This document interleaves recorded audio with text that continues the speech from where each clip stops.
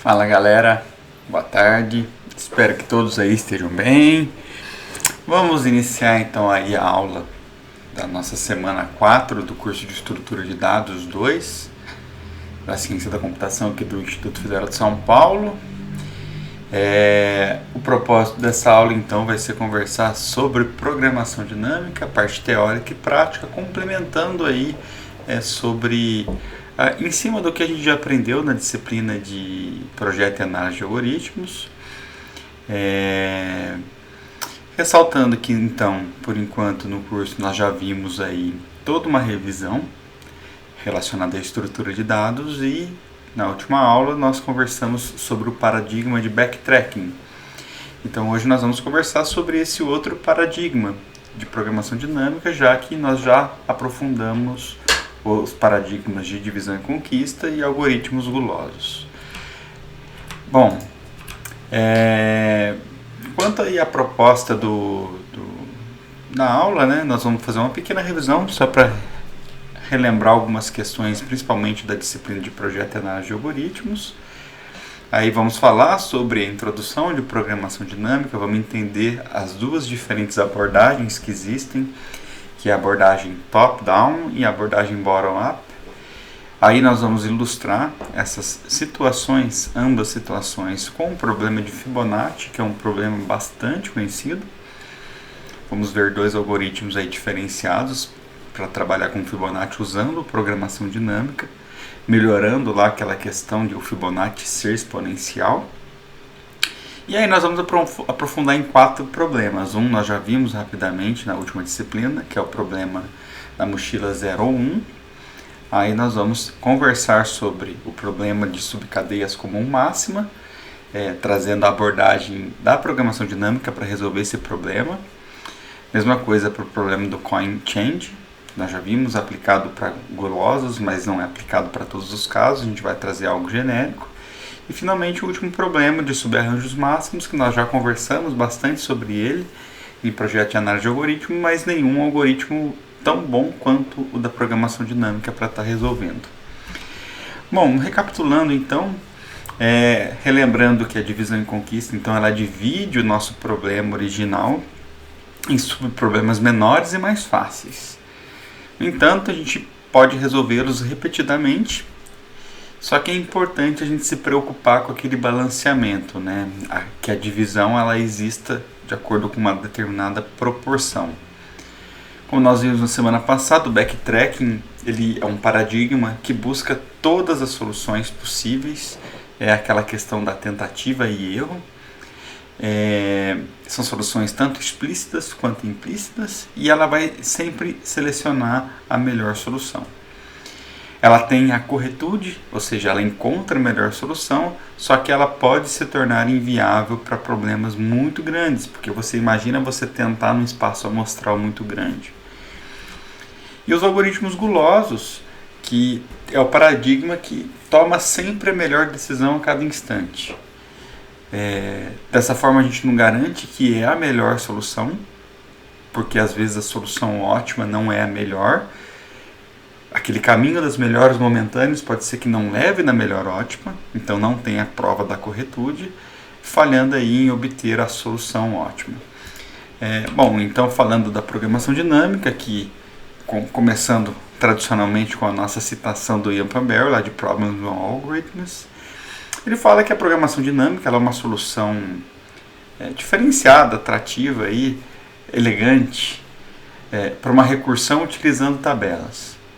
Ao invés de resolvermos os subproblemas recursivamente, resolvemos eles sequencialmente e armazenamos as suas soluções na tabela. Então tem agora o apoio de uma estrutura de dados para nos auxiliar a buscar coisas que já foram calculadas. Então o truque aqui é resolver esses problemas, né, na ordem correta. E se a solução do subproblema é necessária, então nós já temos ela disponível na tabela. Como eu disse, já foi calculado em algum momento, a gente pode recorrer a ela a qualquer momento.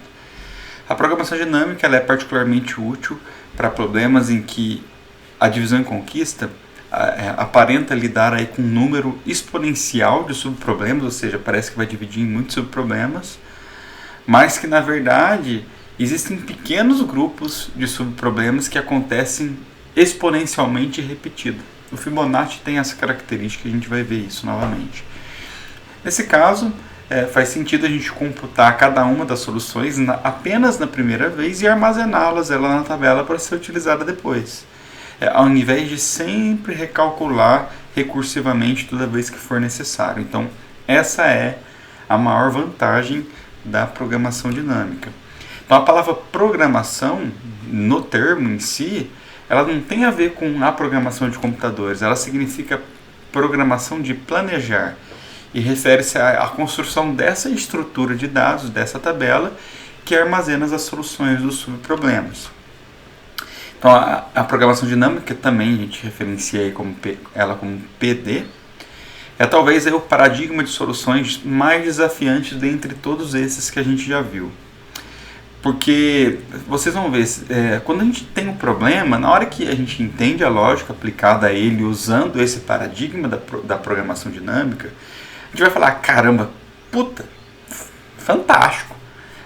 A questão é como a gente chega naquilo. Então, em muitos casos, parece que é mágica, né? Mas a ideia, então, é a gente começar a ter domínio sobre os paradigmas todos, entender a aplicação, porque na hora que a gente conseguir identificar esse contexto, né, esse cenário, essa semelhança com os problemas que a gente já vai estudando, a gente já começa a tentar pensar em soluções aplicando, então, o paradigma da programação dinâmica. Se a soma do tamanho dos subproblemas ela tiver aí uma complexidade de ordem n, com base na entrada aí do nosso problema, existe uma boa probabilidade do algoritmo recursivo seja polinomial, porque é com base na entrada. Entretanto, se temos n subproblemas de tamanhos n-1 para que cada um dos problemas, isso daí na verdade vai nos levar à questão da recursividade usando a pilha de memória, a uma complexidade exponencial, concorda? Imagina cada vez você tentar resolver sempre para n-1, n-1. Então isso daqui vai trazer uma complexidade exponencial. Então a programação dinâmica ela vem aí exatamente para lidar com esse tipo de cenário, fornecendo aí uma forma da gente projetar algoritmos que sistematicamente a gente explora todas as possibilidades, então a gente vai garantir a corretude, coisa que o guloso não lida. E a gente vai evitar aí uma computação redundante, então a gente vai tentar ser eficiente, coisa que o backtracking também não lida bem, pensando aí em grandes problemas. Algumas características da programação dinâmica é que geralmente eles têm a ver com recursividade, tem a ver com essa questão de chamar os métodos para eles mesmos para resolver os nossos problemas. Então a gente define a solução para um problema em termos de soluções de problemas menores. Por isso que eles se assemelham, de certa forma, aí, com a divisão e conquista e com algoritmos gulosos, que são também dois paradigmas que usam da recursividade aí como uma ferramenta interessante. Um possível defeito da busca recursiva é a computação redundante de subproblemas, ou seja, a gente sempre tenta chamar os subproblemas, mas a gente já resolveu aquele subproblema em alguma parte da recursividade. Só que se a gente não tiver um controle disso, a gente vai ter que computar ele novamente. Ou a exploração redundante de espaços, né? A gente tentar entrar em lugares ali que a gente já visitou várias e várias vezes. Então, para contornar essa situação, que a programação dinâmica então traz aí a proposta de armazenar os resultados dos subproblemas já resolvidos, né? Por isso que, em parte, o backtracking ele não é eficiente nesse sentido. Então, à medida que nós vamos resolvendo os subproblemas, a gente vai armazenando os resultados parciais e a gente vai acelerando o algoritmo. E para cada subproblema inédito, ou seja, que a gente ainda não resolveu, a gente resolve e armazena. Por outro lado, se a gente encontrar um subproblema que é repetido, nós não temos que resolver, a gente simplesmente faz a consulta. Então é muito mais rápido, ele melhora exatamente nesse sentido. É importante, primeiro, então, a gente se certificar que o algoritmo recursivo ele é correto, antes da gente efetivamente acelerar ele, né? Então, de fato, as soluções dos subproblemas são mantidas nessa estrutura de dados, nessa tabela, seja aí uma matriz, um array, ao qual a gente consegue consultar a solução de um determinado subproblema a qualquer momento.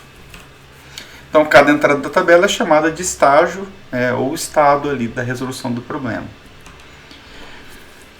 Caracterizando então aí os problemas, o que se encaixa, quais são as propriedades aplicáveis a problemas aí que a gente pode usar o paradigma da programação dinâmica. Então a gente tem que ter aí uma formulação recursiva bem definida. Ou seja, a gente não pode entrar numa situação de ciclos, senão a gente não resolve o nosso problema. Além disso, a gente tem que ter uma subestrutura ótima. O que isso quer dizer? Que o problema ele pode ser dividido sim sucessivamente. Só que a gente vai combinar as soluções ótimas dos subproblemas, levando então a uma solução ótima do problema original. Então a gente vai sempre buscar a solução ótima a todos os momentos para garantir depois que a gente tenha o ótimo global. Por isso que a gente fala que uma propriedade é essa subestrutura ótima.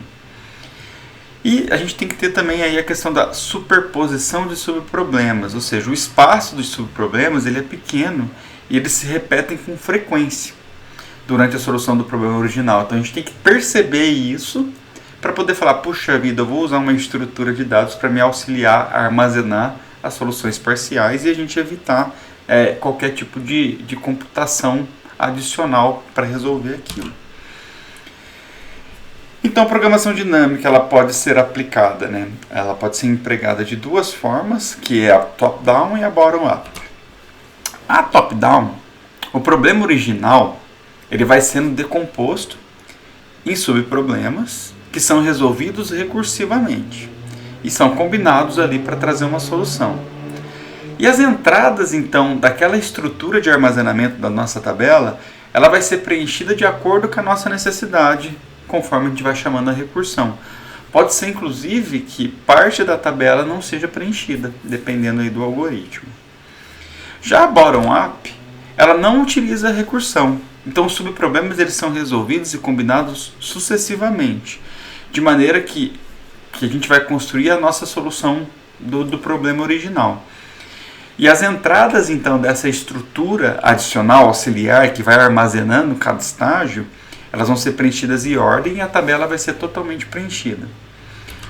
Bom, como assim? Então vamos lá, vamos relembrar um problema super simples aqui que nós já lidamos, que é o problema de Fibonacci. Então, na verdade, o problema de Fibonacci é como calcular um determinado elemento da série de Fibonacci, que é conhecida pela sequência 0, 1, 1, 2, 3, 5, 8, 13, 21, e tem várias aplicações, inclusive a natureza usa isso em vários sentidos. Eu trouxe esses exemplos na aula de projeto e análise de algoritmo, A gente pode ter uma solução recursiva para resolver esse problema? De que forma? A gente pode aplicar a recorrência. Vamos ver se faz sentido. Se o Fibonacci de 0 é 0 e o Fibonacci de 1 é 1. Isso é regra. Sempre vai ser. O Fibonacci de 0 sempre é 0, o Fibonacci de 1 é sempre 1. E o Fibonacci de qualquer número maior do que 1 vai ser sempre a soma do Fibonacci daquele número menos 1 mais o Fibonacci daquele mesmo número menos 2. Então, fazendo uma brincadeira aqui, Fibonacci de 0 é 0, Fibonacci de 1 é 1, de acordo com a nossa definição. O Fibonacci de qualquer número vai ser sempre a soma dos anteriores. Então, o Fibonacci de 2, eu tenho que somar o Fibonacci de 1 mais o Fibonacci de 0. Então, 1 mais 0 é 1. O Fibonacci de 3 vai ser o Fibonacci de 2 mais o Fibonacci de 1, que é 1 mais 1, que é 2. O Fibonacci de 4 vai ser o Fibonacci de 3 mais o Fibonacci de 2, que vai ser 2 mais 1, que é 3. E assim vai indo. Então, é desta forma que a gente resolve o Fibonacci. Então, a gente pode ter um algoritmo recursivo em que a gente vai falar, olha só, eu quero calcular o Fibonacci de um número n. E a gente vai criar um método recursivo em que a gente vai verificar o n é menor ou igual a 1. Se for menor ou igual a 1, a gente retorna o próprio valor de n, porque se for 1, a gente vai retornar 1. Se for 0, a gente vai retornar 0. Lembrando que não existe Fibonacci de números negativos, Caso contrário, a gente pode criar um termo A, que vai ser o Fibonacci, chamando o método recursivo Fibonacci de n-1, a gente pode criar um termo B, chamando o método recursivo Fibonacci de n-2, e a gente vai devolver o A mais B, ou a gente poderia simplesmente dar um devolva Fibonacci de n-1 mais o Fibonacci de n-2. São iguais os algoritmos. Eu falo isso porque eu me lembro que a gente já viu uma solução nesse sentido. Então esse é o problema de Fibonacci. Bom, o tempo T de n de Fibonacci ele é exponencial, ele resolve os subproblemas, vários subproblemas muitas vezes. Olha isso aqui, um exemplo de superposição aí de subproblemas. Para encontrar só o Fibonacci de 6, vamos imaginar um Fibonacci de 15, por exemplo, né? Mas só o de 6.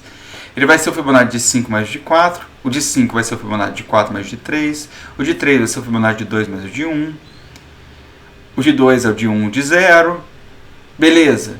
Mas olha aqui, eu tenho o Fibonacci de 4 calculado aqui, o Fibonacci de 3 calculado aqui, calculado aqui, calculado aqui. O Fibonacci de 2 calculado aqui, calculado aqui, calculado aqui, aqui e aqui. Então perceba que a gente está recalculando muitas vezes o Fibonacci. Então a gente pode tentar resolver isso utilizando a programação dinâmica. E quem sabe melhorar o T de n, né, a complexidade, para deixar de ser exponencial. Então a gente pode usar, por exemplo, a programação dinâmica bottom-up, ou seja, de baixo para cima. Nós não temos recursividade no bottom-up, lembra? E olha que legal. A gente pode falar assim, olha, eu quero calcular o Fibonacci de um n qualquer. 5, por exemplo. E para calcular o Fibonacci de 5, a gente vai criar uma estrutura de dados que na verdade aqui é um array, que vai ter tamanho n. Então na última posição do meu array, eu vou ter o valor do Fibonacci dele. Então esse meu array é f de Fibonacci, em que a primeira posição do meu array, a posição 0, vai ter 0. Deixa eu desenhar isso. Então, assim, ó, vamos fazer para 5.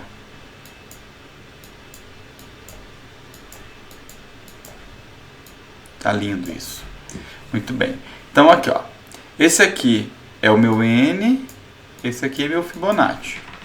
Então, aqui vai ser 0, 1, 2, 3, 4, 5. Então eu estou falando que eu estou criando esse array aqui, ó, f, em que na posição 0 eu vou colocar 0, na posição 1 eu vou colocar 1. Agora ele fala, para você calcular o Fibonacci de 5, que é esse cara aqui, ó, você simplesmente fala assim, ó, o f de i, então eu faço um for, começando aqui no 2, e indo até o 5. Então ele vai começar aqui e ir até o 5, porque esses dois já estão computados, a gente não precisa. E aí a gente vai falar assim, ó, o Fibonacci de 2 vai ser o Fibonacci de 1 mais o Fibonacci de 0. Então vai ser 1 mais 0, 1. Incremento no meu for, o Fibonacci de 3 vai ser esse mais esse, 2. O Fibonacci de 4 vai ser esse mais esse, 3. O Fibonacci de 5 vai ser esse mais esse, 5. E assim a gente vai sucessivamente continuando aí.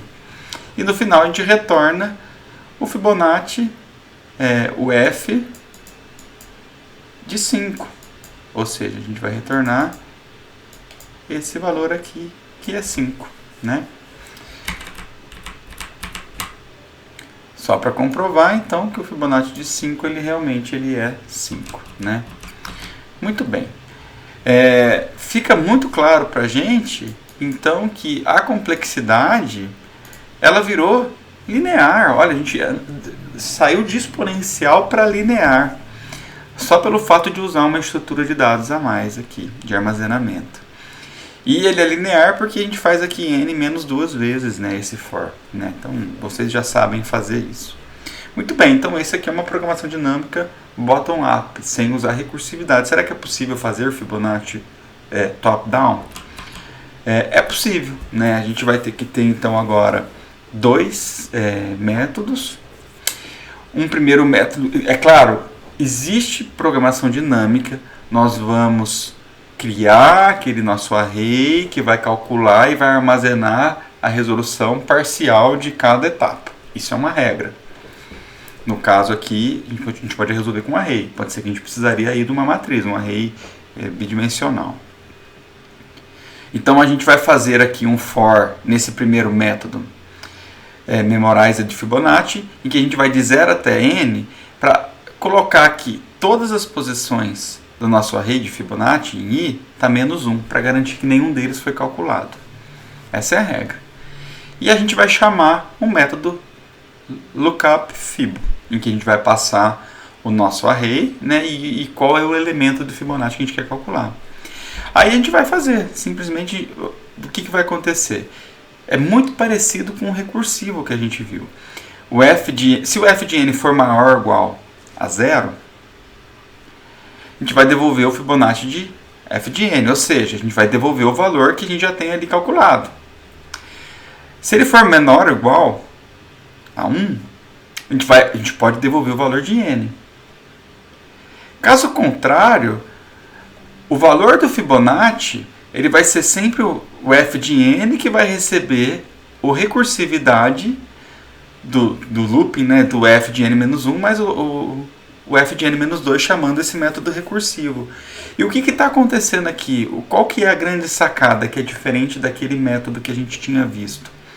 Aqui nós estamos armazenando o resultado da chamada recursiva na posição f de n que a gente está calculando. A gente não está recalculando os valores de Fibonacci, então a gente evita aquelas sombras de recálculo que existiam, né?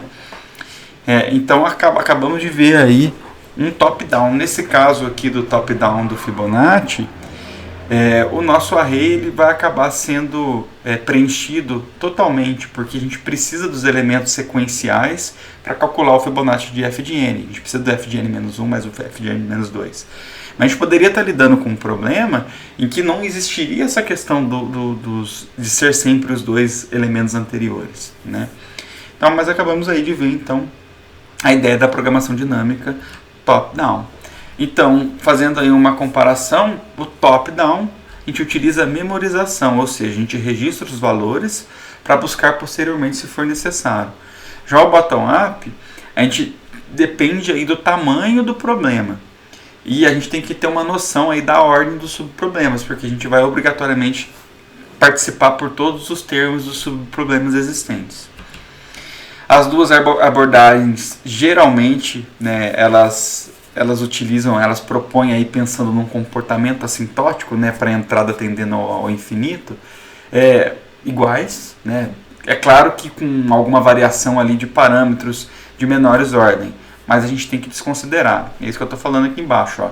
O bottom-up geralmente utiliza constantes melhores, mas pensando apenas com base na entrada, a complexidade geralmente vai ser igual. Bom, então a gente terminou a introdução e também a caracterização do que significa a programação dinâmica. Agora nós vamos aplicar em 4 problemas. O primeiro problema, um estudo clássico aí da programação dinâmica, vai ser o problema do Knapsack Problem, né, ou o problema da mochila 01. E tenham paciência. Sugiro a partir de agora a gente estruturar o problema, a gente entender a lógica, a gente resolver aplicando a lógica num determinado exemplo, e aí vocês parem e tentam fazer sozinho, para ver se vocês entenderam a lógica para esse problema da aula mesmo. Eu acho que essa é a melhor estratégia para vocês estudarem os 4 problemas que a gente vai estar vendo a partir de agora, tá? Só vou beber uma água aqui. Então, falando aí do problema da mochila 01, é porque tem vários problemas de mochila. Qual que é a diferença, né, da mochila 01? Então, aqui a gente tem a caracterização do nosso problema. Dada uma mochila que tem uma capacidade máxima inteira, W. O peso máximo que ela aceita, a capacidade máxima é W. E ela tem um conjunto de N itens distintos. Nós não temos itens iguais. Distintos e únicos. Nós não temos itens repetidos. Por isso que a gente está falando aí que é a característica aí do 01. Cada item vai ter um peso específico. Eu estou chamando aqui de Wzinho I, que é o peso daquele item específico, que também é inteiro. E tem um valor, tem um custo associado, um valor agregado, que é um C de I, também associado a um determinado item. Qual é a ideia do problema? O que a gente quer resolver com esse problema? Nós queremos determinar quais itens devem ser colocados na mochila de modo que a gente maximize o valor total transportado, desde que a gente não exploda aí a nossa mochila, a gente não exceda a capacidade máxima. Então a gente vai colocando itens, são únicos, cada um tem um peso aí, tem um custo. A gente quer carregar os itens mais valiosos sem estourar a mochila. Então esse é o problema que a gente quer resolver. Por exemplo, então aqui eu estou falando de uma mochila que tem capacidade 10, nós temos 4 itens. O primeiro item tem peso 8 e um custo aí de 500. Perdão. O segundo item tem um peso 1 e um custo de 1.000. O terceiro item tem um peso 5, custo 300, e o quarto item tem um peso 4, custo 210. Eu não posso, por exemplo, colocar o item 2 e 3 aqui. Deixa eu ver. Não, o item 1 e 3, que daria aqui 800, porque eu já estaria explodindo o tamanho da minha mochila, que aceita no máximo capacidade 10. E a soma dos dois, se eu colocasse os dois na minha mochila, ele estaria dando 13. Então a gente não pode carregar. Esse é o problema que a gente tem que lidar. Então a resposta seria o quê? Pensando aqui rapidamente, com um problema mais simples, inclusive. A gente poderia colocar os itens 2, 3 e 4, que tem peso 1, mais 5, 6, mais 4, 10, em que a gente teria aí 1.510, somando esses três valores. E a gente não consegue encontrar nenhuma outra combinação aqui que daria algo maior do que 1.510. Então, é isso que a gente tem que resolver. Então, como que a gente pode projetar um algoritmo para resolver esse problema? Pensando que a gente vai usar a programação dinâmica e que a gente pode usar, então, uma estrutura de dados auxiliar para ir calculando cada etapa, né? Então, talvez valeria a pena a gente ir verificando estágio a estágio para ver se eu posso acrescentar aquele item a algo que eu já tenho na mochila e ir recalculando os pesos e custos que a gente tem momentaneamente. A gente poderia fazer algo parecido com isso.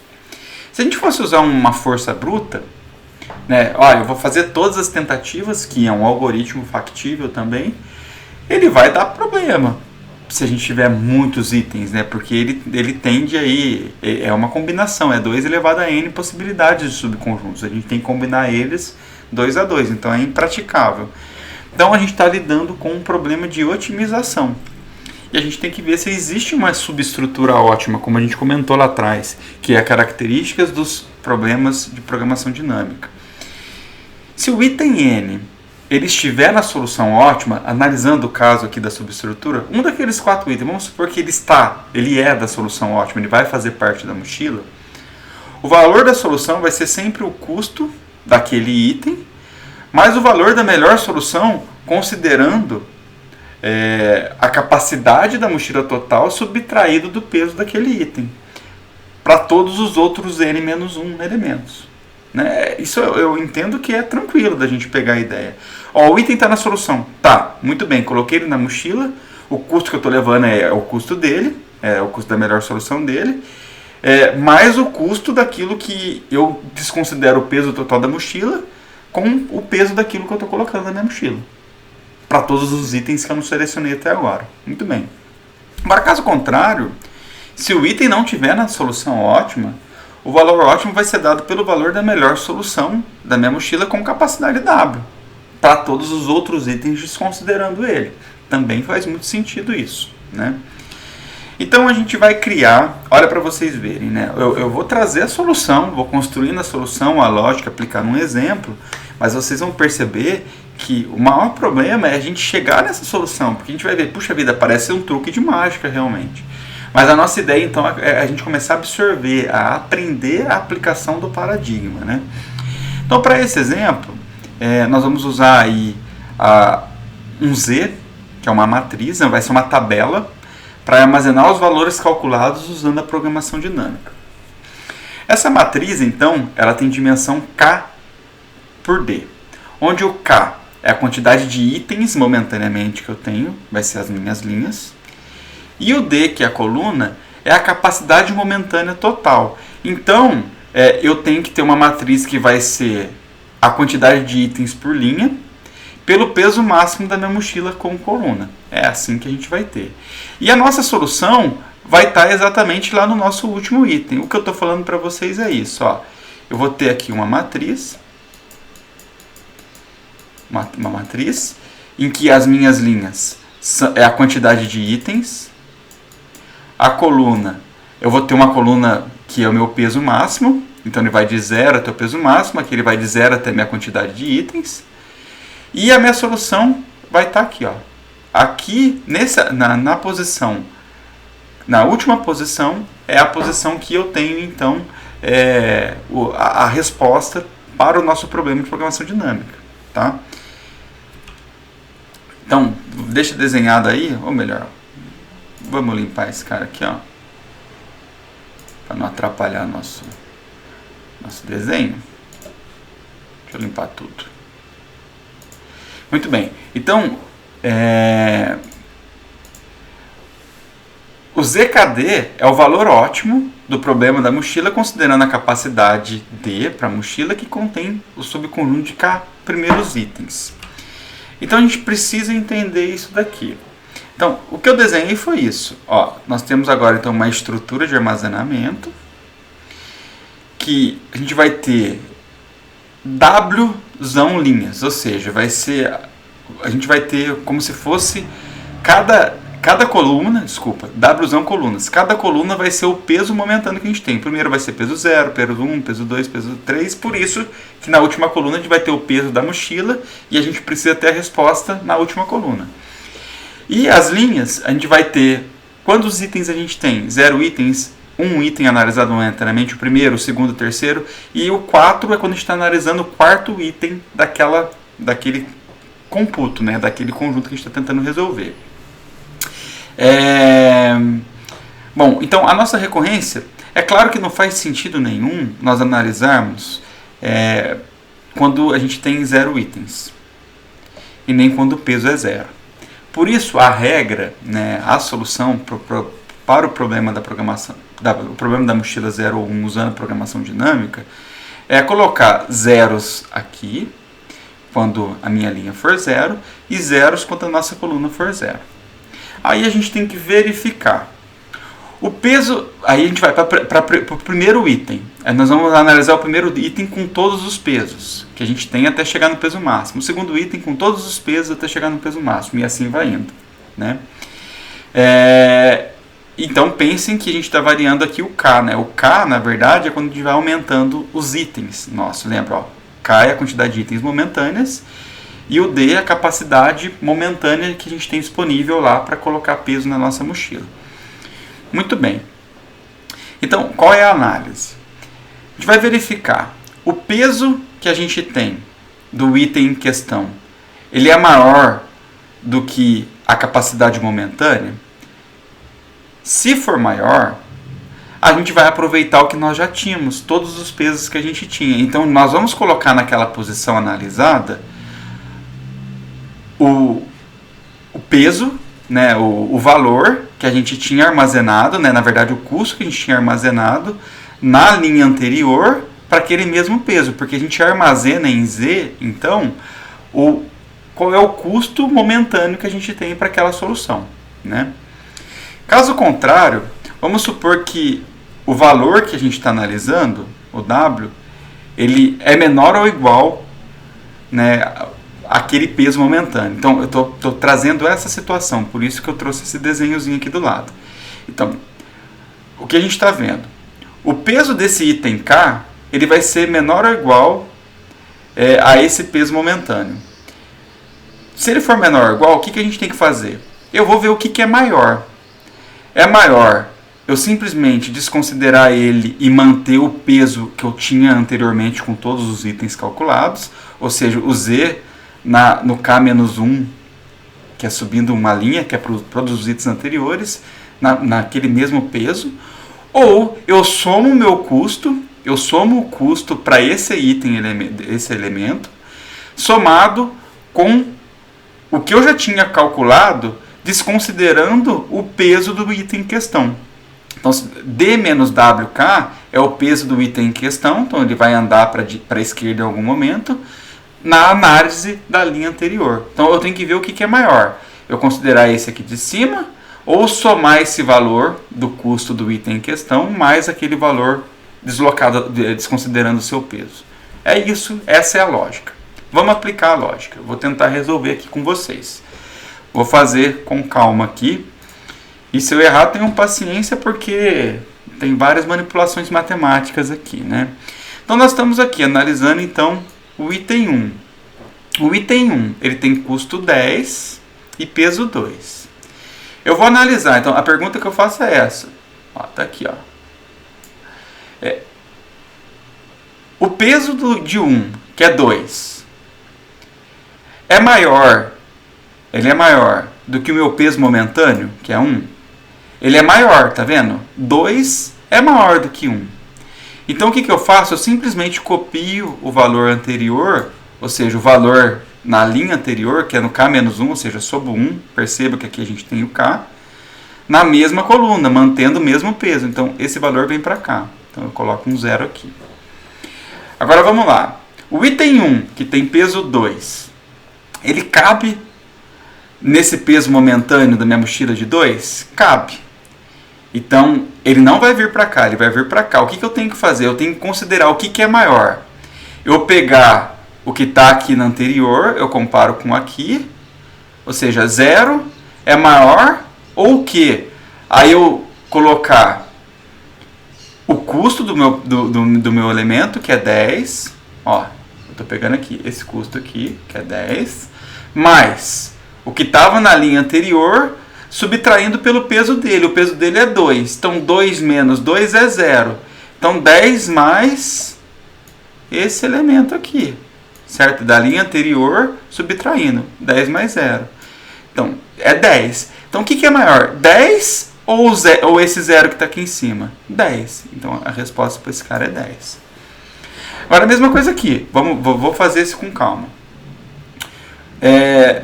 O mesmo item 1, que tem peso 2, ele cabe aqui? Cabe.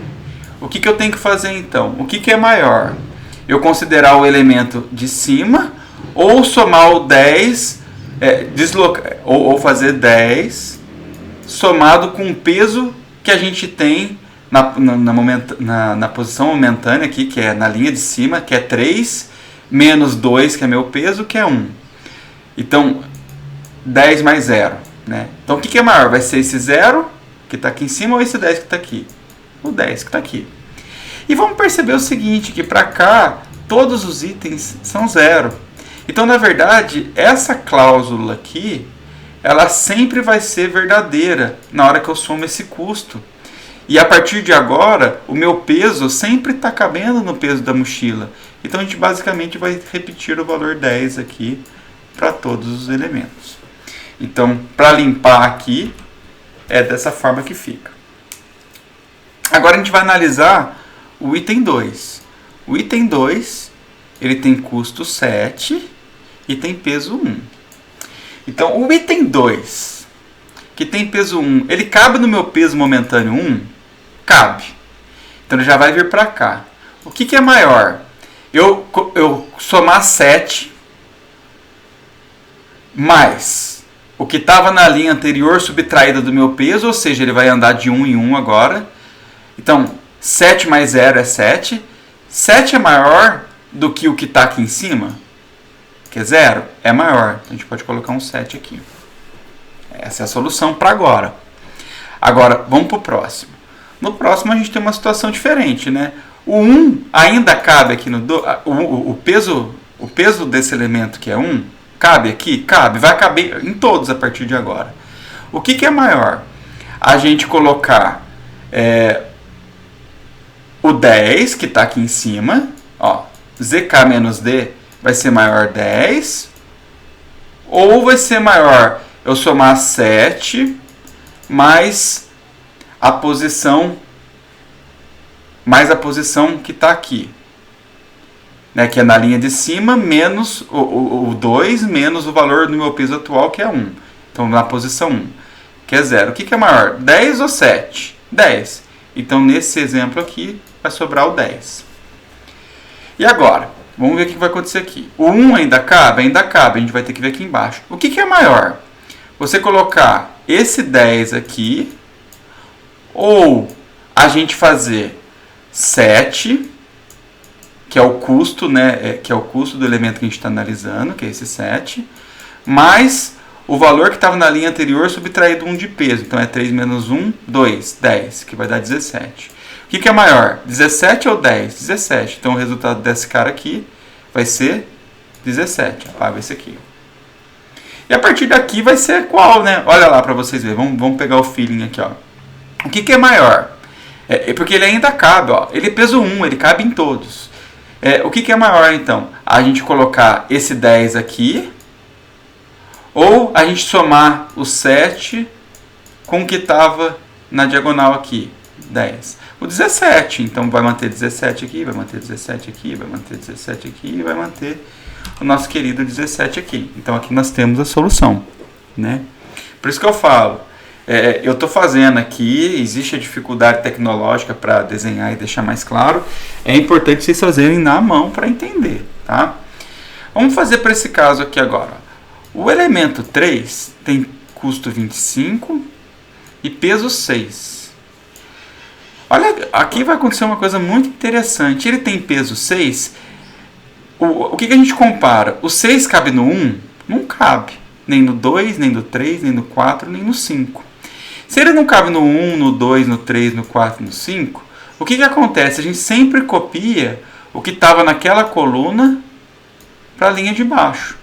Então aqui vai ficar 7, 10, 17, 17, 17. Porque ele está caindo nessa cláusula aqui, né? O peso dele está sendo sempre maior ali, né? O peso dele, que é 6, está sendo sempre maior do que o meu D que eu estou analisando.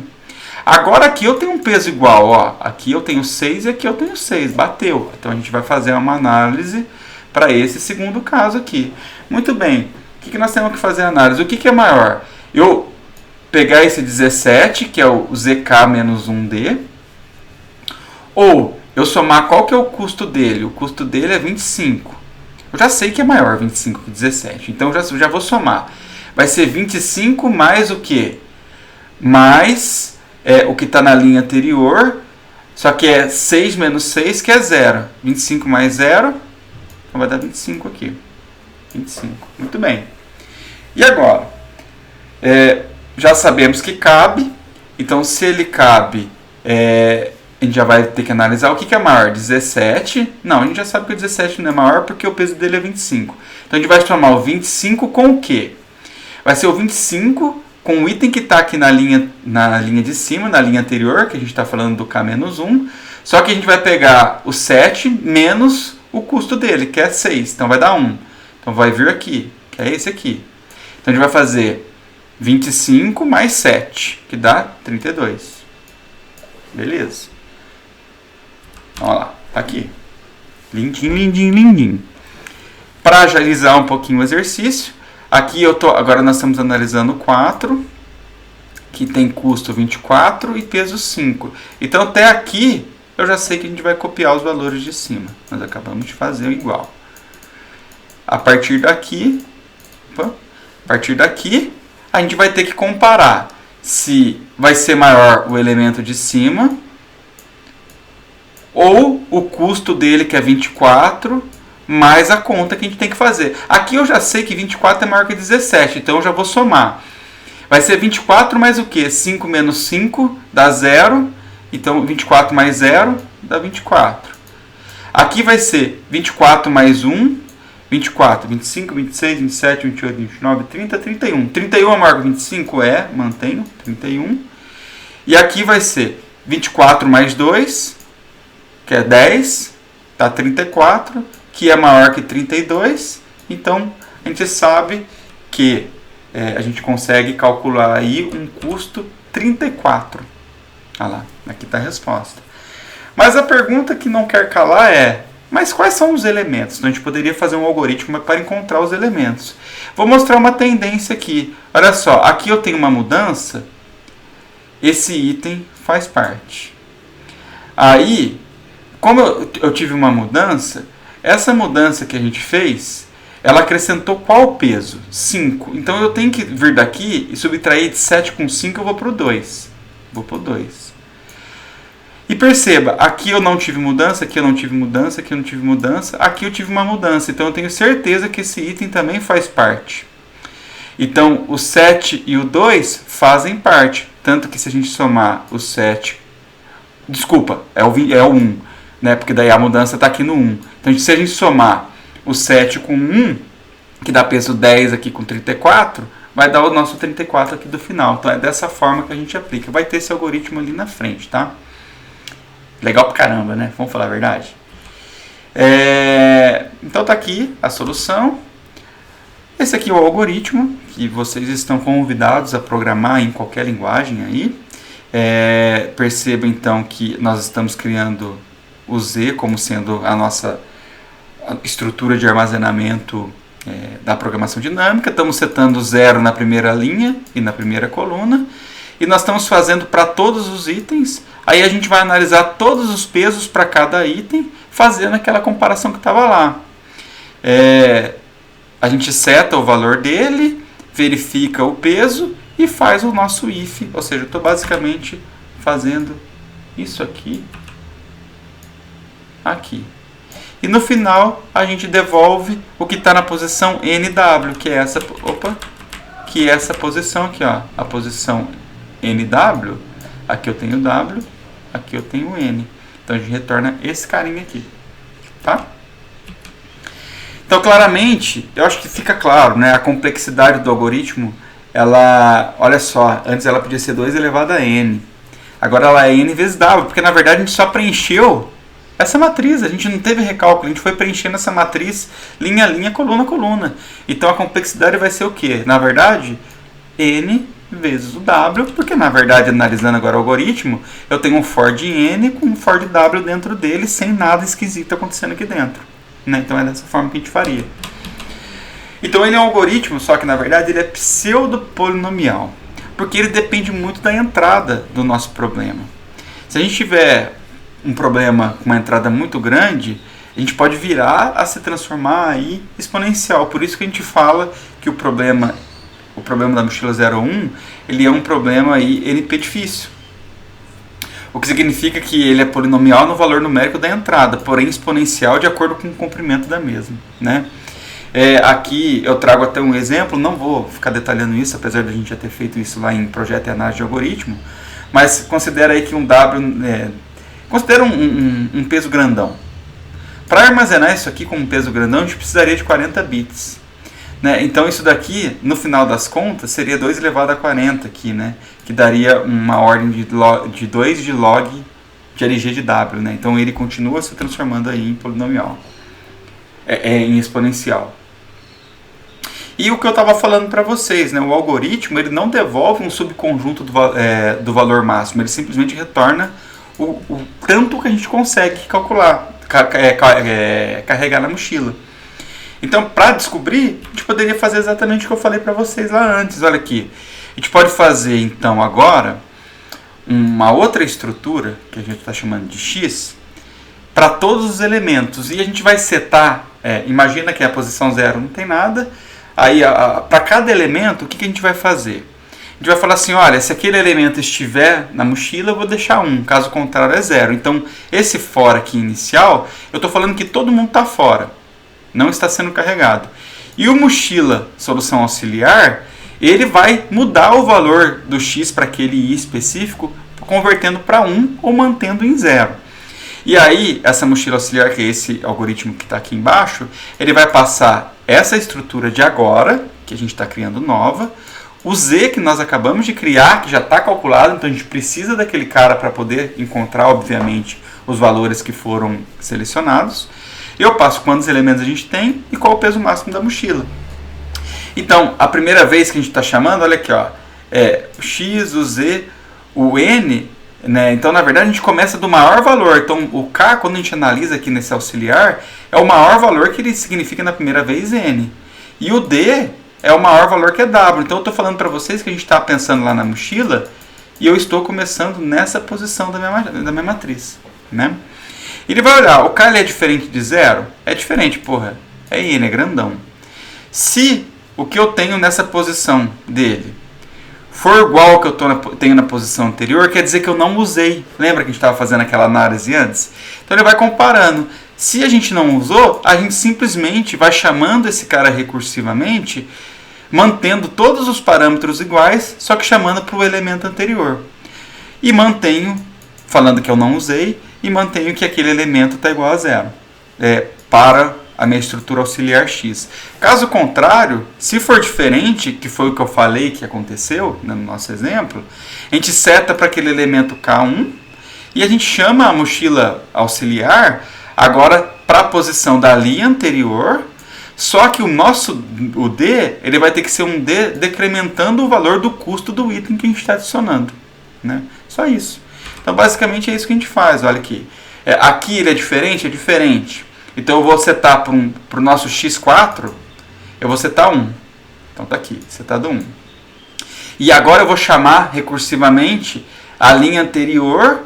Qual que é o peso do 4? O peso do 4 é 5. 7 menos 5 é 2. Então eu vou voltar para cá. Aí eu vou comparar. Esse cara é igual ao anterior? Não faço nada. E mantenho 0. Então o 3 está 0. Vim para cá. Esse cara é igual ao anterior? O 3 está 0. O 2 está 0. Vim para cá. Esse cara é igual ao anterior? Não, não é. Eu estou no meu item 1. Eu estou no meu item 1. Então, vou setar 1 para ele. E aí a gente vai analisar a posição do peso dele com relação ao peso atual. Então, eu vou para a linha anterior. O peso dele é 2. Menos 2 que é o anterior, que é o 0. Cheguei aqui.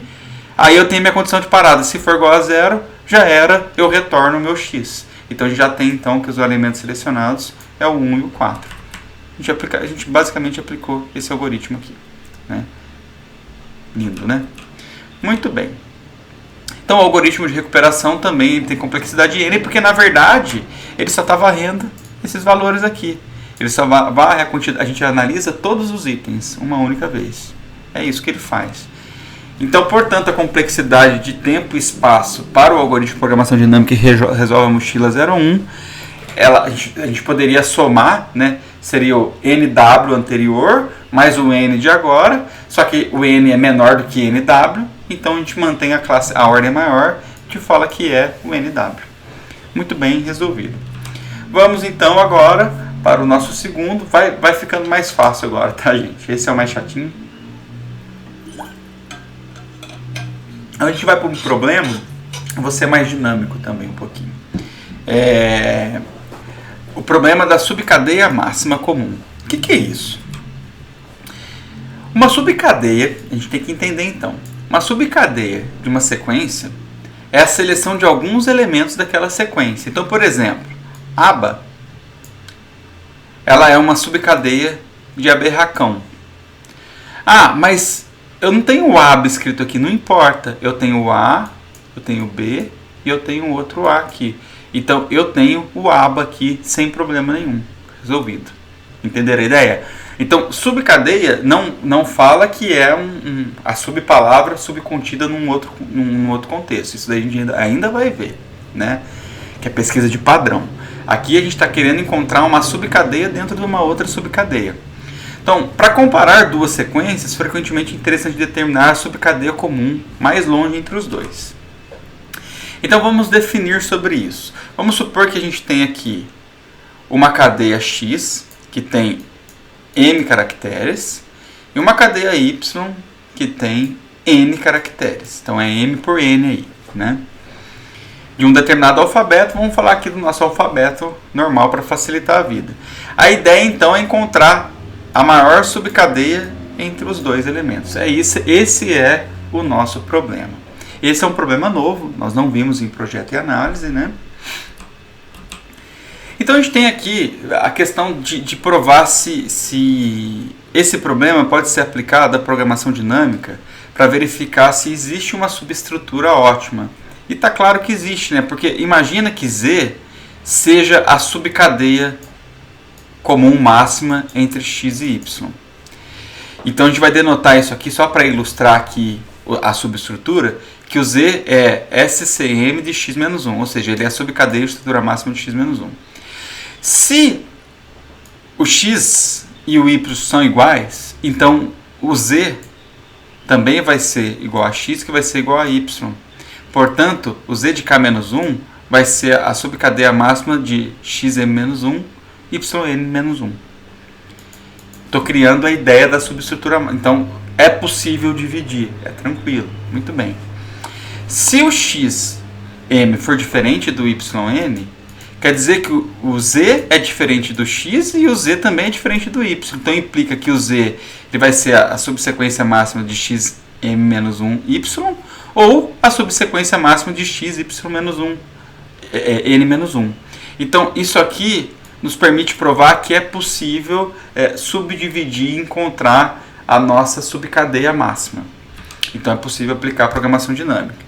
Qual é o pulo do gato? Então, mais uma vez, eu não vou nem pedir para vocês tentarem fazer. Vamos tentar aplicar, entender a ideia do pulo do gato.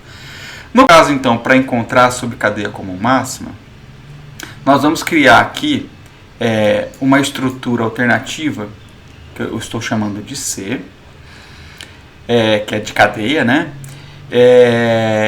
E a gente vai ser uma matriz I por J, em que essa matriz, vamos supor, então tá aqui minha matriz bonitinha, que eu vou representar as linhas para cada caractere de x.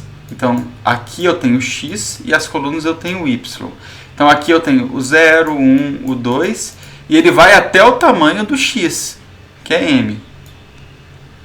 E aqui eu tenho o y, que é o 0, 1, o 2, que ele vai até o tamanho de y, que é o n. Então é assim que a gente está pensando como uma estrutura auxiliar para aplicar a programação dinâmica. E é claro que se o i, para i igual a 0, né, o i varrendo aqui nas linhas e o j nas colunas, e para j igual a 0, a gente vai colocar 0. Por quê? Porque na verdade a gente está falando que esses elementos aqui, nós não temos cadeia para ser analisada. A gente tem que começar a partir daqui, né? Do 1. Muito bem. Agora, o que a gente vai analisar? Se o valor que eu estou comparando aqui do x, ele for igual ao valor que eu tenho em y, se for igual, eu vou sempre somar 1 com o elemento da minha diagonal. Então, a diagonal vai sempre marcar a posição em que a gente encontrou algum elemento de x comum com y. Então, por quê? Por que diagonal? Porque é i-1, j-1, eu ando 1 para a direita e 1 para cima, então sempre na diagonal. Caso contrário, se for diferente, aí eu tenho que ver qual que é o maior valor que eu tenho computado até agora. O valor que eu estou na esquerda, deslocando uma posição para a esquerda, ou o valor que eu estou para cima, ou seja, deslocando uma posição na coluna para cima. Eu vejo qual que é o meu maior valor e coloco aqui. Basicamente, o que eu estou falando? Esse cara aqui, ó, nós estamos aplicando esse cara aqui, que é diminuindo tanto uma posição em x e uma em y. E esse max aqui eu tenho que ver qual é o maior valor de 2, de 3, 2 e 3 aqui, né? Nossa, Breno, não estou entendendo. Então vamos fazer. Vamos fazer com calma. Vou fazer na mão esse aqui. Então vamos lá. A primeira coisa que ele fala, ó, o igual aqui, ó o detalhe. Pulo do gato também, né? Que talvez não ficou claro lá antes. Eu vou fazer um exemplo em que eu tenho aqui o x, é ABC, ABCB. Então tá aqui, ó. ABCB, nós temos o x. E o y é BDCAB. BDCAB. Perceba então que a quantidade de colunas é n igual a 5, que é o tamanho do meu y, e a quantidade de linhas que é m, que é igual a 4, que é a quantidade de elementos que eu tenho aqui no x. Eu estou deslocando eles e eles não estão começando na posição 0, perceba? Não está começando na posição 0. Por isso que a gente tem que começar a comparar a partir daqui, ó. Esse quadrado aqui é o quadrado que eu vou comparar para verificar se esse elemento está ali ou não. Se esse caractere está ali ou não. Por isso que eu tenho esse cara aqui na frente, ó, esse 0. Então, para i igual a 0, aqui eu tenho i igual a 0. Então, eu vou colocar 0 aqui em tudo. Ó. Isso aqui tudo é 0. E para j igual a 0 eu também vou colocar aqui, ó.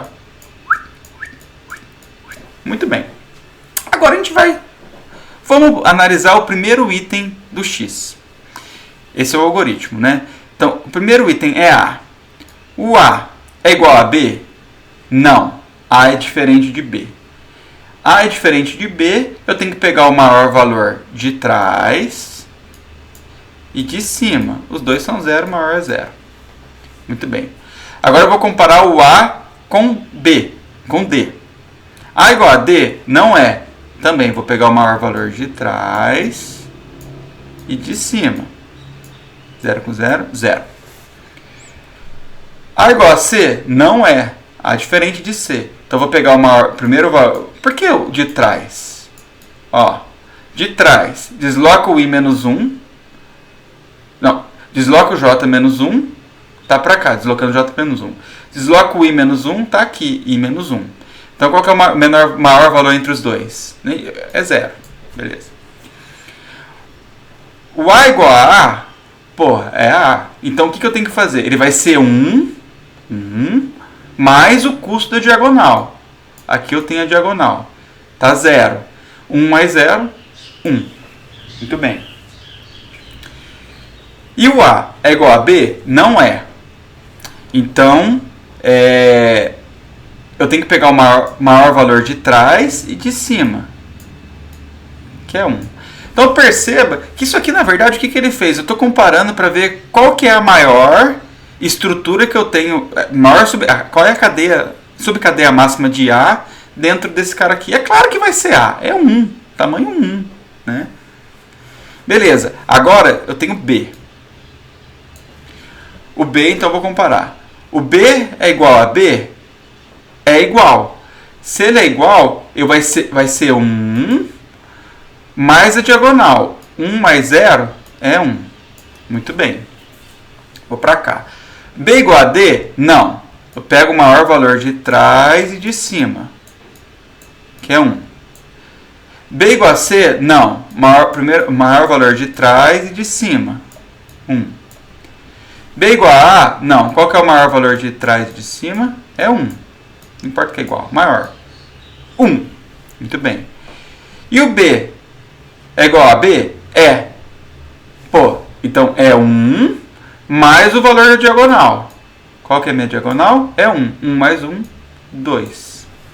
É isso. Isso aqui, vou falar mais uma vez, é a mesma coisa se eu estivesse tentando encontrar a maior subcadeia de AB dentro desse cara. A maior subcadeia é AB, por isso que ele está dando 2 aqui. Então, o nosso resultado vai estar aqui, ó. Aqui a gente tem o nosso resultado para essa subcadeia, né?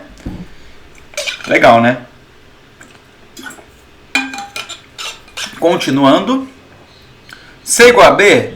Não. Pega o maior valor de trás e de cima. É 1. Desculpa. C igual a B? Ah, então nós estamos aqui, né? C igual a D? Não. Maior valor de trás e de cima. 1.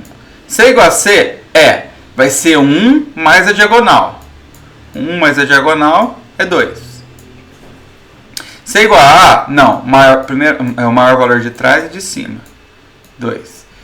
E C igual a B? Não. Maior valor de trás e de cima. Deu um empate. Tanto faz. 2. Último caso. O nosso B. O nosso B é igual a B? É. Então vai ser 1 mais a diagonal. Diagonal é 0. 1 mais 0, 1. B igual a D? Não. É o maior valor de trás e de cima. 1. B igual a C? Não. Vai ser o maior valor de trás e de cima. 2. B igual a A? Não. Vai ser o maior valor de trás e de cima. 2. E o B igual a B? É. Vai ser, então, 1 mais a diagonal, que é 2. 1 mais 2, 3. Então, a maior subcadeia tem 3 elementos. Eu tenho uma subcadeia de tamanho 3. Quais são? Olha que interessante, eu não fiz de propósito. Eu não fiz na sacanagem essa setinha. Se eu começar nesse 3 e andar sempre na diagonal, eu vou identificar quais são. Então, eu comecei no 3. Tem uma diagonal? Tem. Esse elemento tá. Aqui tem diagonal? Não, vou sempre andando para a esquerda. Tem diagonal? Tem diagonal. Esse elemento tá. Vou andando para a esquerda. Tem diagonal? Tem diagonal. Esse elemento tá. Cheguei lá, então eu vou ter aqui, ó, BCB. BCB. BCB. Pronto. A gente conseguiu encontrar. Entenderam a ideia? Legal, né? Então, aqui está a solução limpa para vocês tentarem fazer na mão depois e ir comparando. E aqui tem o sentido das setas que a gente vai percorrendo para encontrar ali o nosso caminho. Por isso que o algoritmo, aqui na verdade, então, a gente está zerando as linhas. Aqui nós estamos zerando a coluna, todos zeros, né, nas primeiras posições. A gente faz um for para cada item de x e dentro dele um for para cada item de y. Né? Então aqui analisando x e y.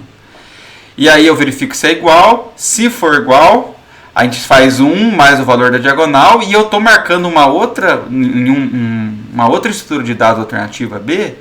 Estou marcando a diagonal, só para representar. Né? Claro que não tem diagonal na programação, isso aqui é um pseudocódigo. A gente poderia colocar 1, por exemplo, né? Para falar que ele foi utilizado. Caso contrário, eu verifico qual que é maior. Se o maior valor é o que está em cima ou o que está atrás. E dependendo de qual for o maior valor, eu falo que o custo dele vai ser o de cima ou de trás e vou colocar a setinha para trás ou para cima. E aí eu vou devolver, então, a última posição da nossa matriz C, que foi calculando, né, que a gente tem qual é o tamanho máximo de subcadeia, e estou retornando aí o nosso array B, que vai ter diagonais nos itens que foram utilizados, né? É isso. Então, fica muito claro, mais uma vez, que a nossa complexidade aqui, ela é m por n, porque a gente fez um for, em que a gente tem aqui m elementos, que é o tamanho de x, e n elementos, que é o tamanho de y. Aqui é x, aqui é x, e aqui é y. É a mesma coisa que a gente analisar, que eu tenho um for aqui de n vezes m e não tenho nada complexo acontecendo aqui dentro, que influencia. Por isso que essa é a nossa complexidade. Então, para encontrar qual foi os elementos utilizados, a gente precisaria de um outro método alternativo, que é o recuperar, que vai verificar em B se eu tenho a setinha, e se eu tiver a setinha, eu consigo imprimir o valor, e eu vou navegando até encontrar todas as setinhas. É dessa forma que funcionaria esse algoritmo. Esse pseudocódigo, é claro, precisa ser adaptado dependendo aí da linguagem. Então fica mais um convite aí de implementação para o problema de subcadeia comum máximo. Muito top, usa programação dinâmica, porque a gente usa não só uma, agora no caso a gente usa duas estruturas auxiliares, uma para a gente ir computando qual é o tamanho dessa subcadeia máxima e a outra para marcar quais são os elementos que foram sendo utilizados. Um detalhe que eu esqueci de comentar, esse algoritmo alternativo, perceba que eu posso usar só o x ou só o y, tanto faz, para encontrar a setinha. Então a gente usa o x porque a gente vai usando sempre na diagonal e caminhando com relação ao y ali para varrer o x, né? Então tanto faz aqui. E a determinação da subcadeia máxima, então na verdade ela tem ordem m mais n, porque para encontrar eu vou ter que varrer tanto em x mais o tamanho de y. Então eu vou varrer sempre para cima mais para a direita. Eu sempre vou sair dessa posição e vou ir caminhando até chegar nessa posição, né? Terceiro problema. Nós já vimos esse problema, o problema de coin change, que é o problema do troco, né, da máquina de troco com relação à moeda.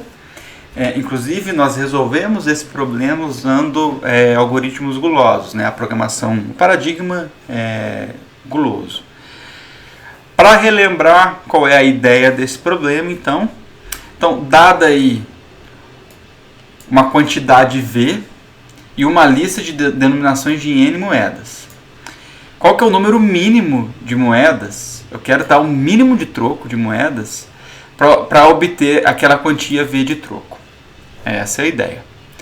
É claro que a gente precisa colocar uma observação aqui, que vamos supor que nós temos um suprimento infinito aí de moedas de todas as denominações. Quando eu falo denominação, estou falando moeda de 1 centavo, de 5 centavos, de 10 centavos e assim vai. Vale destacar que esse é um problema que a gente tem que ver aplicado em programação dinâmica, Porque não sei se vocês vão se recordar, nós vamos ver no exemplo agora. Mas com o paradigma de algoritmos gulosos, ele não é aplicável, ele tem sucesso dependendo das denominações das moedas que a gente vai usar para troco. E dependendo da denominação, ele não vai ter sucesso, né?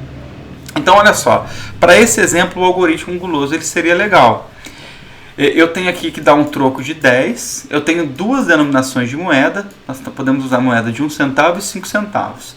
Eu poderia, então, usar 10 moedas de 1 centavo, não é viável, porque não é o mínimo.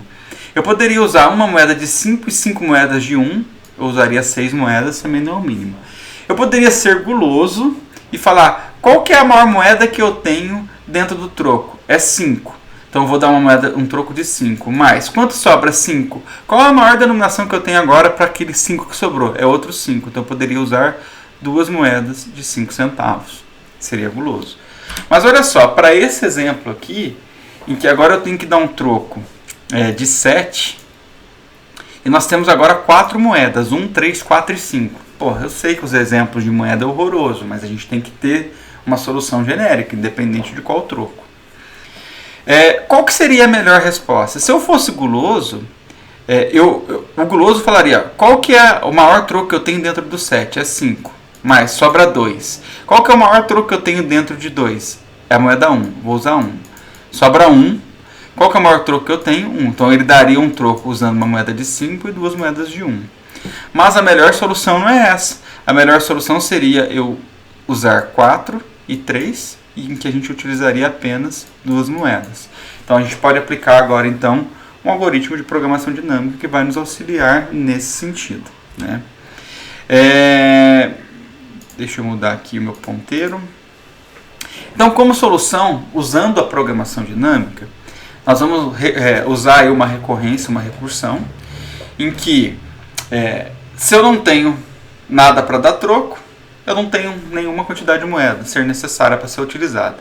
Se por algum acaso, nesse cálculo do meu troco, eu conseguir algum valor menor do que zero, eu vou falar que é infinito, que é como se fosse um marcador ali. A gente não vai usar aquele valor como base na nossa tabela auxiliar. Caso contrário, quando eu estou tentando dar o troco de um determinado valor, o troco para um valor específico, eu sempre vou falar que eu vou usar uma moeda, porque eu sempre vou ter uma moeda para usar, mas o menor valor que eu for utilizar do troco, daquele valor menos todas as denominações de moedas que eu tenho. Então eu vou ter que comparar todas as denominações de moedas subtraídas do valor e ver qual que é o menor valor possível que eu tenho até agora, tá? E a resposta sempre vai ser sempre chamando, eu quero troco para tal valor, né? É assim que a gente vai obter a nossa resposta. Então aqui está o algoritmo que ilustra exatamente essa solução, esse pseudocódigo que está aqui em cima. Então o CoinChange é o método, passando o V de troco, então V é um valor inteiro. Se o troco for diferente de infinito ou menor do que zero, então a gente vai retornar o próprio troco, né? Claro.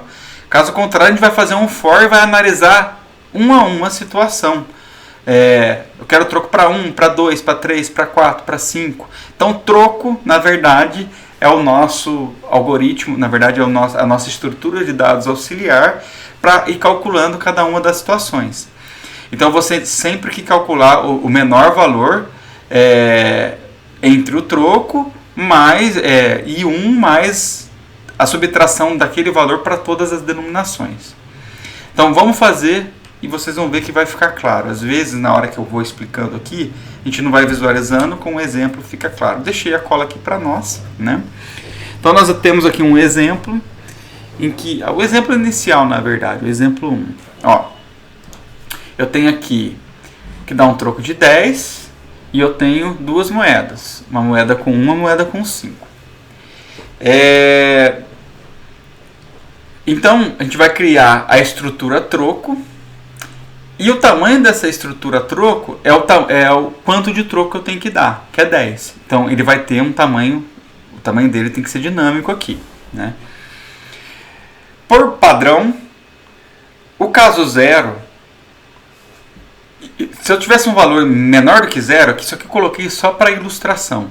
Eu estou falando que é o meu infinito, que eu estou simulando aqui como sendo menos 1000, tá? E o valor zero, por padrão, se eu não tenho nada para dar troco, ele vai ser zero. Muito bem.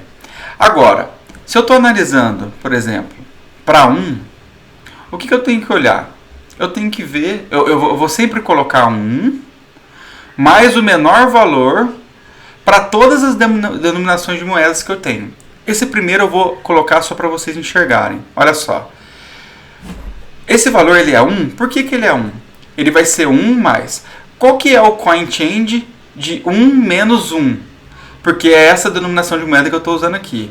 É o coin change de 0. O coin change de 0 está aqui, que é 0. Então 1 mais 0 é 1. Por isso que ele mantém. Mas, por que você não usou o outro? Porque aqui eu estou usando um coin change de 1 menos 5. Olha, eu tenho que fazer a denominação para 1 menos 5.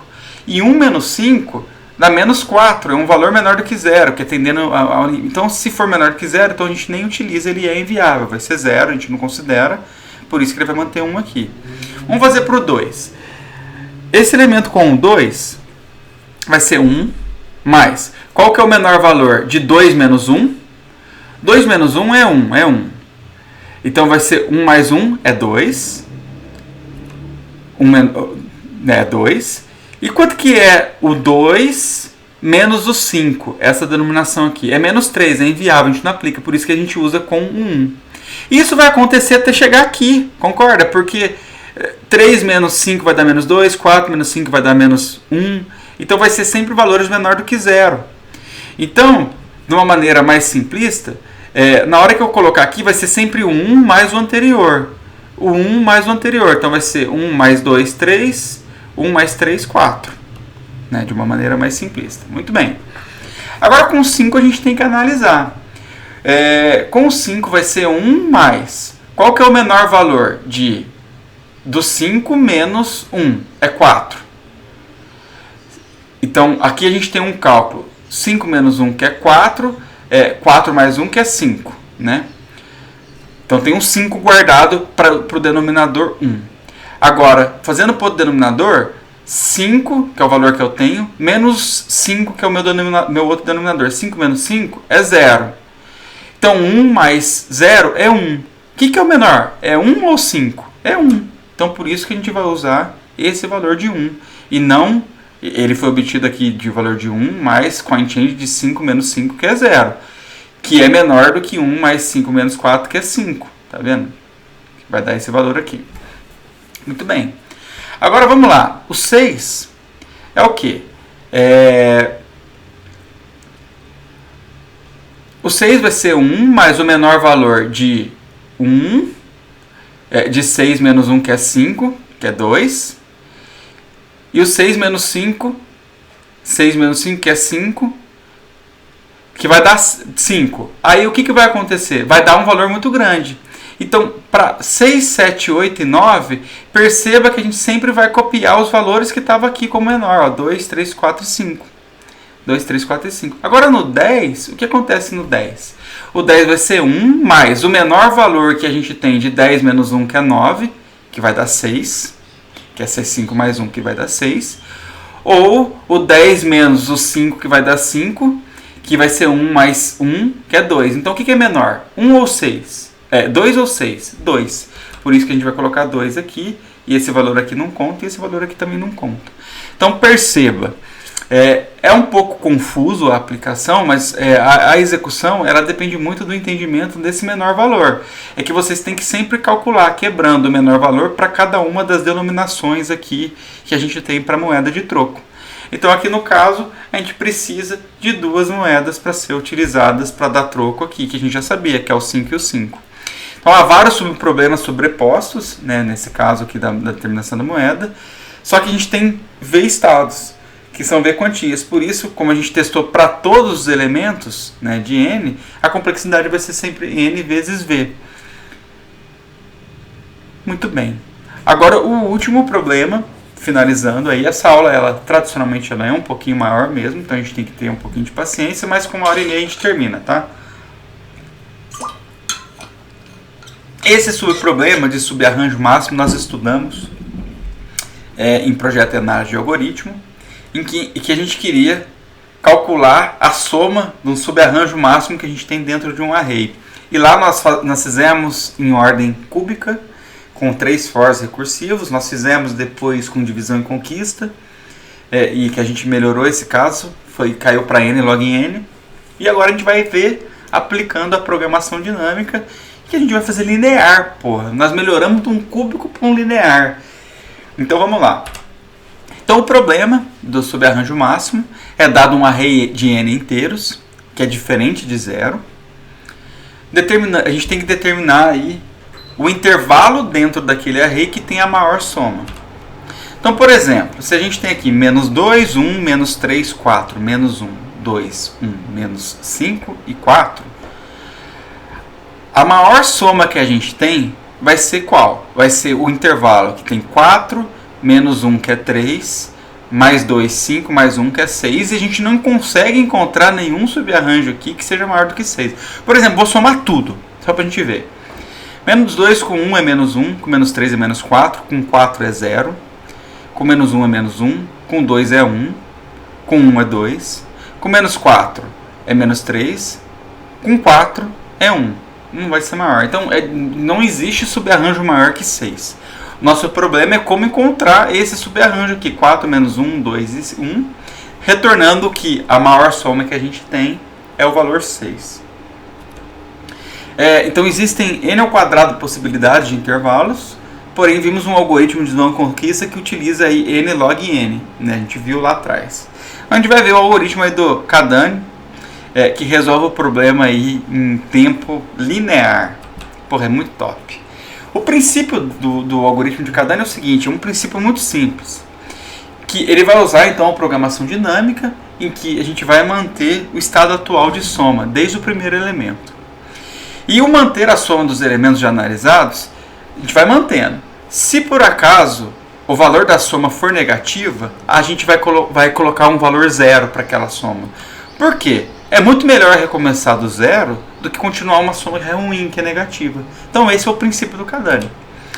Embora possa também parecer um algoritmo guloso, que tem essa ideia de ser guloso, foi negativo, não é negativo, esquece, vamos começar de novo, vamos partir do princípio do zero. Mas ele tem característica da programação dinâmica, que é o quê? Esse incremento da soma do intervalo anterior e o início de um novo ciclo, de um novo intervalo, né? Então, o algoritmo de Kadani, Kadani on the fly, né? A brincadeira do nome dele, ele tem aqui então um array que a gente quer encontrar o maior elemento e quantos elementos a gente tem no array. Nós vamos guardar, a gente vai ter duas variáveis auxiliares, a variável que vai guardar o valor da soma, e a gente vai ter aqui a nossa resposta, que é a resposta momentânea ali, né? A resposta que a gente vai trazer como final ali para o nosso problema. E a gente vai fazer um for do elemento 0 até o n do nosso array, e a soma sempre vai ser o que eu tenho na soma, mais o valor daquele elemento. E na resposta eu vou sempre guardar o maior valor que eu tenho da minha resposta ou da soma atual. Caso a minha soma ficou negativa, eu vou falar que ela recebe o valor de 0. Ela vai startar o processo. É só isso e funciona magnificamente bem. Percebemos que então que a complexidade desse algoritmo ele é linear, né? Porque ele só faz um for de 0 a n, não tem nada de diferente aqui dentro. Encontrar o valor máximo é comparação, então é tranquilo, né? Então vamos fazer isso aqui, ó. Olha só, então como que é aplicado, né? Então eu coloquei aqui de uma forma para facilitar a nossa visualização, e perceba que eu já até deixei destacado aqui, porque é o mesmo exemplo, qual é o nosso subarray máximo, que é esse daqui. Lembrando que ele tem que dar 6, né? Então a resposta aqui no final tem que ser 6, eu já sei que tem que ser 6. A gente vai aplicar o algoritmo de Kadani para entender se foi 6 ou se não foi 6.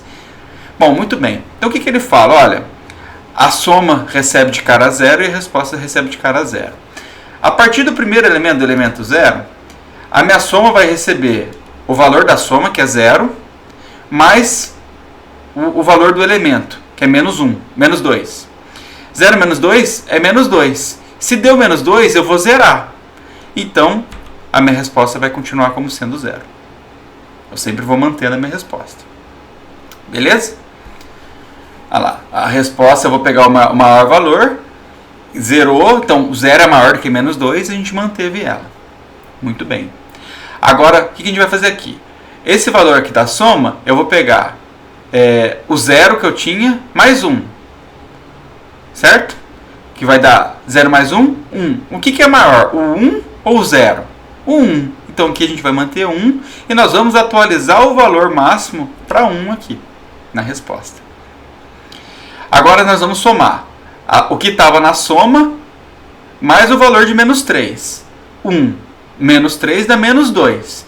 Menos 2 foi menor do que 0. Foi menor do que 0, eu vou zerar a minha soma. E o que é maior, né? O menos 2 ou o que eu já tinha? O 1. Então, vou manter aqui o 1. Muito bem. Agora a gente já começa, nós entramos agora na nossa subestrutura que a gente já sabe, né? Por uma análise preliminar, que ela compõe essa subestrutura que vai dar a soma máxima. Então, eu tinha 0. Somei com 4, 0 com 4, dá 4. Muito bem. O 4, ele é maior do que 1? É. Então, eu vou atualizar o valor da resposta para 4. Muito bem. Agora, vamos lá.